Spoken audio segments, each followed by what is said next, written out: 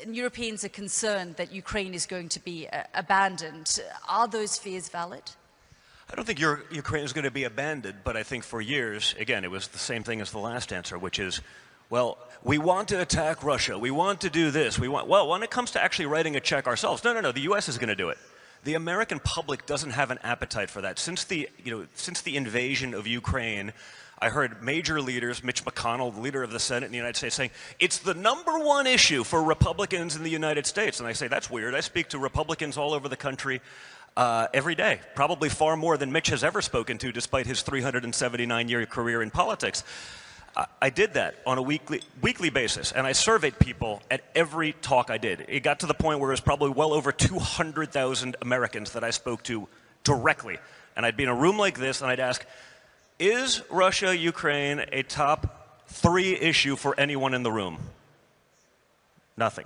Is it a top 10 issue for anyone in the room? I think I got 3 people that once said it was a top 10 issue. 3 out of hundreds surveyed, hundreds of thousands, every weekend for 2 years, till basically through the campaign. One person misunderstood the question. He thought it was a double negative. One person was actually from Kiev, so he was like, it was a big deal for him. And the other person was, I think on the board of Raytheon.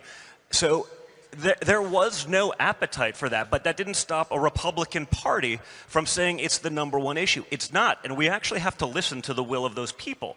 So we want peace, we want to stop the death, but I even saw that yesterday where, on this very stage, what was the idea for Europe, who is on the border of Ukraine, who has much more at stake if this happens? Well, our plan is to win economically when pressed on the issue. How are you going to do that? Well, we're just going to wait for Russia to go bankrupt. That's not a plan. That's not an idea. The gentleman from Spain was a lovely guy. I saw him last night later on at the forum, but Spain was putting in 2.2% rather than the 5% required by NATO, because my father actually wanted people who are the biggest stakeholders to get into the game. Well, we feel that our 2.2% is being utilized more efficiently, and therefore we're not. That's not an answer.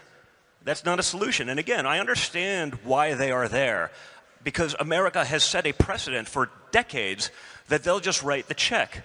But if the will of the people isn't there, everyone needs to step up. Everyone has to do their share.